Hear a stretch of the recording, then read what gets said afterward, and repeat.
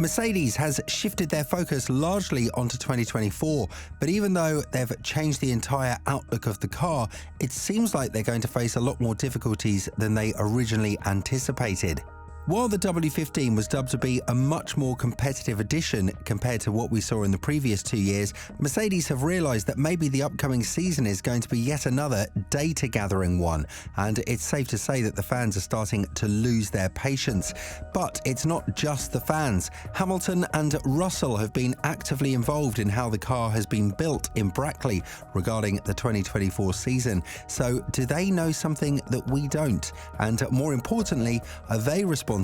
for the poor pre-results that Mercedes received regarding the 2024 season?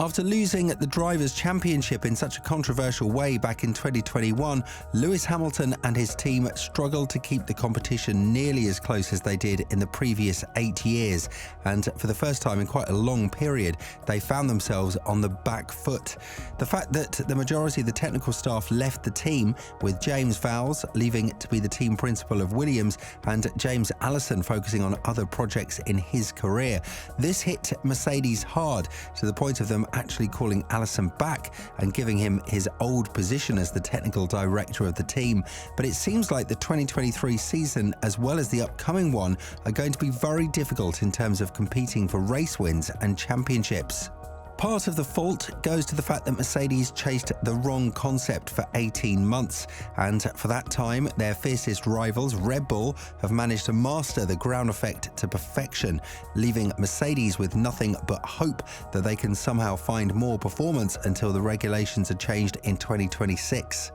Our hopes have been lifted in the previous period by certain statements from the team, but it seems like we're going to be a bit disappointed for a little bit longer, as Gary Anderson has shared his views on why the W15 is going to be such a poor machinery to fight with.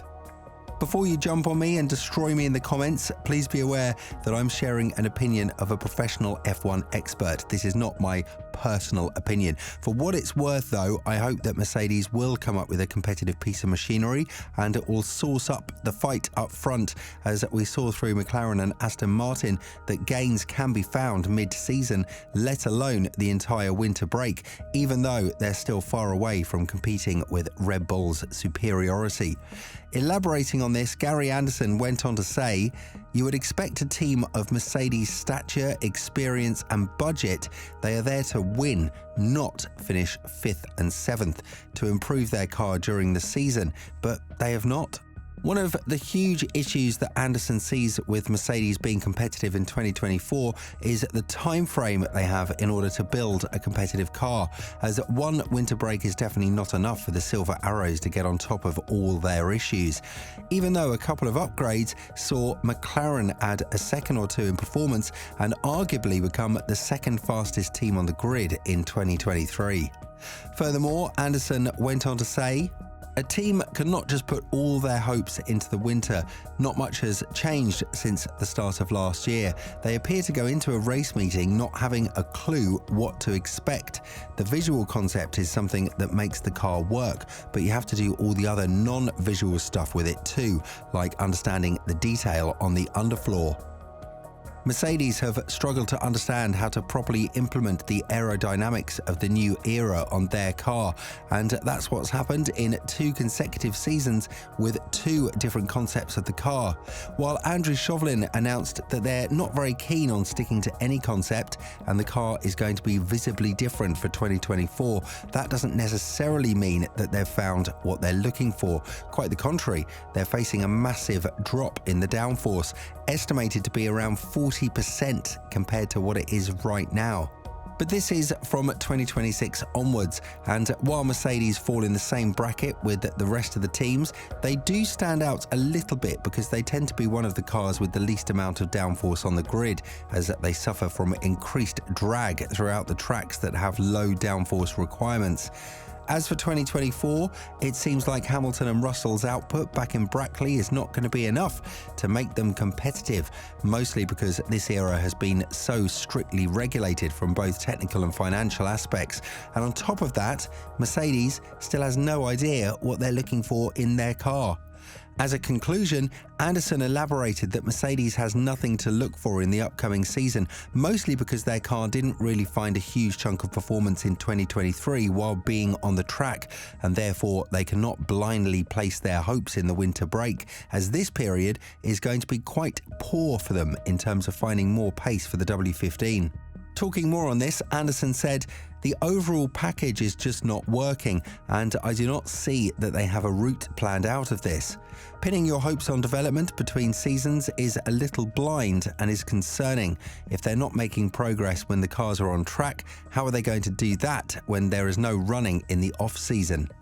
As of now, Mercedes' biggest issue is to keep Ferrari behind them, but judging after the last couple of races, it seems like the Maranello team found a lot of pace and stability in their car, and with 6 races to go, the difference is only 20 points from P2 and P3 in the Constructors' Championship. Mercedes might be focused on 2024, and that would be the right thing to do, but throwing the towel in 2023 and losing tens of millions of dollars might also not be the best scenario for the Silver Arrows. To top that off, both of their drivers are now in a fight as to who should be the leader of the team once the championship-winning car arrives, a scenario that Wolff anticipated would happen ever since Russell showed he's one hell of a competitive driver and has proven that in 2023 as well, even though he's 75 points behind Hamilton and is equalled with Russell in the Drivers' Championship.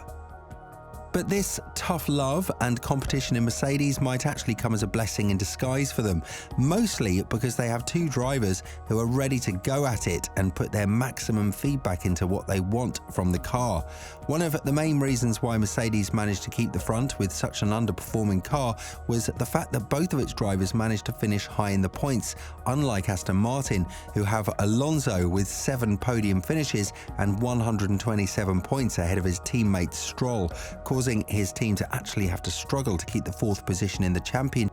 as they're under attack from yet another team who has 2 drivers consistently finishing high in the points, McLaren.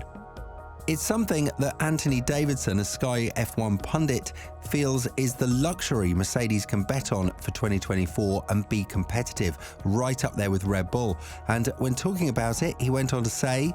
"The good thing is that both drivers have quite similar demand from the way the car feels. We're hearing that the Ferrari drivers, for example, Sainz and Leclerc, their styles are quite different apparently, and that makes it very difficult for the team to know which direction really to go in terms of aero shaping, as they call it, or mechanical design from the car. It really does compromise things. So I think part of the luxury Mercedes have is that both drivers are singing the same song here in terms of where to take the car."